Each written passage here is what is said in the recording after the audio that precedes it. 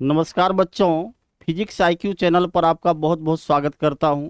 आज हम लोग ट्वेल्थ के फिजिक्स के सिलेबस के बारे में चर्चा करेंगे, जिसमें देखेंगे किस यूनिट और किस चैप्टर से कितना मार्क्स का क्वेश्चंस आपके बोर्ड में आते हैं।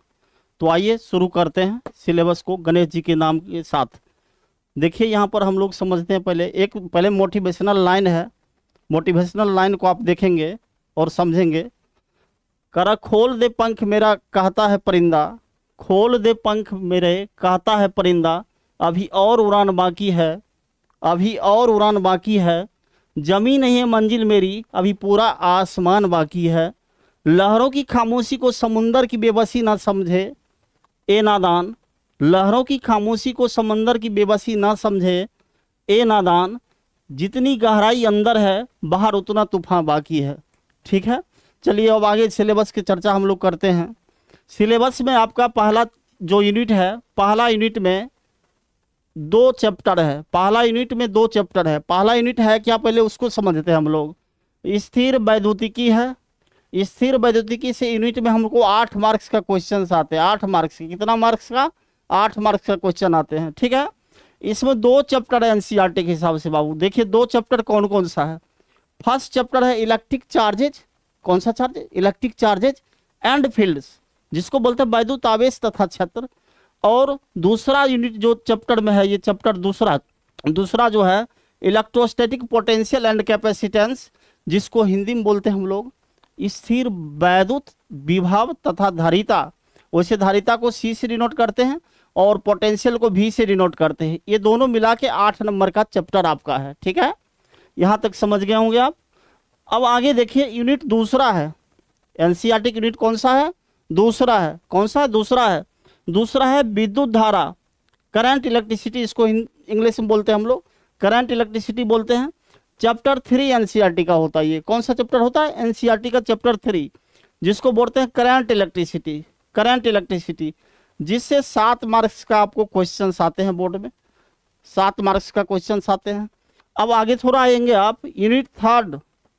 यूनिट थर्ड जो है magnetic effect of electric current and magnetism, जिसको हिंदी में बोलते हैं विद्युत धारा का चुंबकीय प्रभाव, जिससे 8 नंबर। इसमें यूनिट वाइज देखेंगे आप तो एनसीईआरटी चैप्टर 4, जिसका नाम है मूविंग चार्जेज एंड मैग्नेटिज्म। कौन सा चार्जेज बोल रहा? मूविंग चार्जेज एंड मैग्नेटिज्म, गतिमान आवेश और चुंबक। और 5वां जो चैप्टर है आपका मैग्नेटिज्म एंड मैटर, चुंबक एवं द्रव, जिससे 8 मार्क्स का क्वेश्चन आते हैं। यहाँ तक तो समझ गए होंगे आप किस चैप्टर से कितना मार्क्स पूछ रहा है। समझ गए। अब देखिए अगला चैप्टर जो है आपके सामने, अगला चैप्टर ये वाला है, यूनिट 4। यूनिट 4 क्या है? Electromagnetic induction and alternating current, वैद्युत चुंबकीय प्रेरण और प्रत्यावर्ती धारा। इसके अंदर में 6 और 7 नंबर चैप्टर है, जो एनसीईआरटी का चैप्टर है। किसका चैप्टर है? एनसीईआरटी का चैप्टर है। तो 6 नंबर चैप्टर इलेक्ट्रोमैग्नेटिक इंडक्शन, वैद्युत चुंबकीय प्रेरण और अल्टरनेटिंग करंट, प्रत्यावर्ती धारा। और मैंने बताया पहले ही आपको, दोनों चैप्टर मिला के 8 नंबर का क्वेश्चन आते हैं। कितने नंबर का? 8 नंबर का। अब आगे आएंगे आप यूनिट 5। यूनिट 5 इलेक्ट्रोमैग्नेटिक वेव्स है, वैद्युत चुंबकीय तरंगे हैं। ये एनसीईआरटी का 8 नंबर चैप्टर है। कितना नंबर चैप्टर है? 8 नंबर है। 8 नंबर है वैद्युत चुंबकीय तरंगे, जिससे 3 मार्क्स का क्वेश्चन आपके बोर्ड एग्जाम में आते हैं।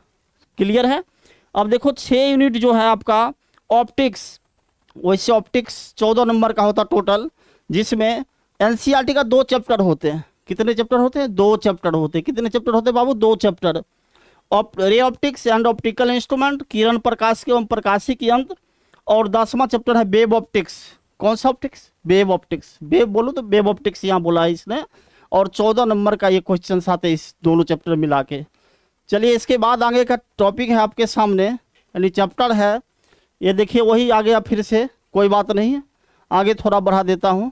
इसमें देखिए 8 नंबर, ये 7 2 बार रिपीट हो गया है, कोई बात नहीं। रे ऑप्टिक्स और वेव ऑप्टिक्स दोनों साथ है, इसको देख लेना है। इसमें आता है आपका ये जो यूनिट 8 है, जिसमें एटम एंड न्यूक्लियस, परमाणु और नाभिक, इससे 6 नंबर का पूछता है। जिसमें एटम और न्यूक्ली होता है, एटम और न्यूक्ली होता है।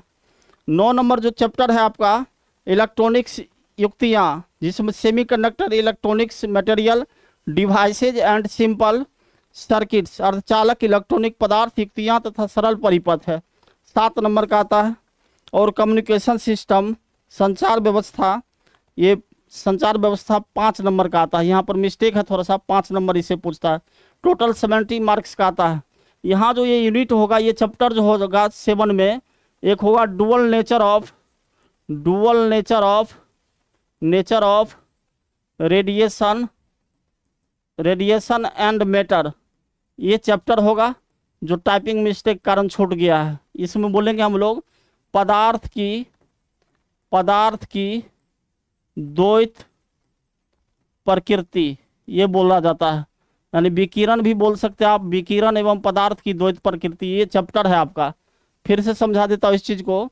ये जो है 7 नंबर जो देख रहे हैं ऑप्टिक्स, दोबारा रिपीट हो गया, इसमें होगा dual nature of radiation and matter. अच्छा से इसको इरेज करके लिख देता हूँ फिर से। देखिए चैप्टर जो है यहाँ पर रिपीटेड चैप्टर हो गया है आपका।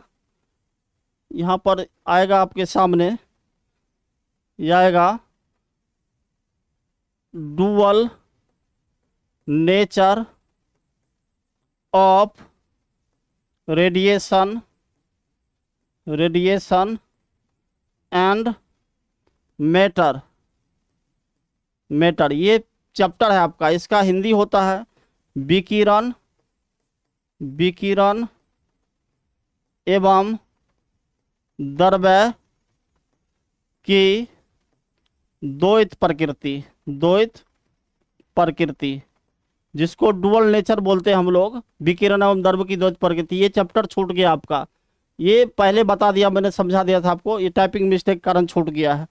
ये सब चीज़ें आपको पढ़ना है इसमें। अब देखो पहला जो टॉपिक आप पढ़े थे, यहाँ पर आ जाइए, ये है आपका पहला टॉपिक, स्थिर वैद्युतिकी, इलेक्ट्रोस्टैटिक्स। क्या है ये? इलेक्ट्रोस्टैटिक्स होता क्या समझिए पहले। ये 2 शब्दों से मिलकर बना है। देखो ये इलेक्ट्रो और प्लस स्टैटिक्स 2 वर्ड है इसमें। इलेक्ट्रो का मतलब होता चार्ज और स्टैटिक मीन्स होता रेस्ट। अब एक चीज तो समझ रहे हो कि इलेक्ट्रो मीन्स होता चार्ज और स्टैटिक मीन्स होता रेस्ट। जिसमें हम लोग स्थिर आवेश के बारे में स्टडी करेंगे, यानी अध्ययन करेंगे, उसको हम बोलेंगे इलेक्ट्रोस्टैटिक्स। क्लियर है? ये सारे चीज जानकारी आपको मैंने दिया। उसके बाद आएगा, इसमें 2 चैप्टर है, इलेक्ट्रिक चार्जेज एंड फील्ड्स और इलेक्ट्रोस्टैटिक पोटेंशियल एंड कैपेसिटेंस। इसके बाद आपका दूसरा यूनिट जो है करंट इलेक्ट्रिसिटी, इसके बारे में हम लोग जानकारी हासिल करेंगे, समझेंगे बातों को। इसके बाद ये चैप्टर बताया मैंने आपको, यूनिट 3, 4, 5, जिसमें मूविंग चार्ज एंड मैग्नेटिज्म है, 5 में है मैग्नेटिज्म एंड मैटर। इसके बाद आगे देखा दे थोड़ा सा आपको, ये अल्टरनेटिंग करंट है, माने इलेक्ट्रोमैग्नेटिक वेव्स। इसके बाद का टॉपिक होगा आपके सामने electromagnetic induction and alternating current के बाद है इलेक्ट्रोमैग्नेटिक वेव्स। ठीक है, इससे 3 मार्क्स का क्वेश्चन आएंगे आपको इलेक्ट्रोमैग्नेटिक वेव्स से। उसके बाद ऑप्टिक्स देखिए, रे ऑप्टिक्स एनसीईआरटी के हिसाब से 9 और 10 नंबर चैप्टर होता है, 8 तक फर्स्ट वॉल्यूम का। ये सारे जो देख रहे हैं फर्स्ट वॉल्यूम का चीज़ें हैं। NCERT volume first, NCERT volume first का ये चीज़ें हैं, वॉल्यूम फर्स्ट। ठीक है, समझ गए होंगे आप, वॉल्यूम फर्स्ट का ये चीज़ें हैं। इसके बाद वॉल्यूम सेकेंड यहाँ शुरू होता है। वॉल्यूम सेकेंड कहाँ शुरू होता है? यहाँ से, यूनिट 6 से, जिसमें 9 नंबर चैप्टर है आपका ray optics and optical instrument, किरण प्रकाशीय एवं प्रकाशीय यंत्र। ठीक है, उसके बाद 10 नंबर है वेव ऑप्टिक्स, तरंग प्रकाश की। क्लियर है? इससे 14 नंबर। अब देखो मैंने यहाँ समझा रहा था आपको कि यहाँ पर एक चैप्टर मिसिंग है, जो 7 यूनिट में आता आपका, ये dual nature of radiation and matter, यानी विकिरण एवं द्रव्य की द्वैत प्रकृति होता है। क्या होता है? विकिरण एवं द्रव्य की द्वैत प्रकृति। इसके बाद 8वां यूनिट में एटम से न्यूक्लियस साथ लिखता है यूनिट में, सिलेबस के हिसाब से, लेकिन एनसीईआरटी उसको 2 चैप्टर में बांटा है। 12 नंबर चैप्टर जो आपका है एटम्स का मतलब होता है परमाणु, एटम्स का मतलब परमाणु, और नाभिक का मतलब होता है न्यूक्लियस, माने नाभिक, न्यूक्लियस मीन्स नाभिक, जिससे 6 नंबर का क्वेश्चन आते हैं। ठीक है, और ये 9वां यूनिट जो है आपका इलेक्ट्रॉनिक डिवाइस है, इलेक्ट्रॉनिक सिक्तियाँ हैं। कौन सी सिक्तियाँ हैं? इलेक्ट्रॉनिक सिक्तियाँ। एनसीईआरटी भी लिखता है इसको 14 नंबर में। 14 नंबर में लिखता है semiconductor, electronics material, device, simple circuit, ये सारे नाम लिखता है, जिसका मतलब होता है अर्धचालक, इलेक्ट्रॉनिक्स पदार्थ, युक्तियाँ तथा सरल परिपथ। ठीक है, इससे 7 नंबर। बहुत अच्छा चैप्टर भी है और समझ में भी आपको आएगा, कोई दिक्कत नहीं इसमें। अब देखो 10वां यूनिट जो है कम्युनिकेशन सिस्टम। कौन सा सिस्टम? अरे बोला कम्युनिकेशन सिस्टम। कौन सा सिस्टम बोल रहा है? कम्युनिकेशन सिस्टम बोल रहा। जिससे देखा गया इससे 5 नंबर पूछता है। यहाँ मिस्टेक है टाइपिंग थोड़ा सा, 05 नंबर में 5 नंबर पूछता है। टोटल 70 मार्क्स के क्वेश्चन आपके बोर्ड एग्जाम में आते हैं।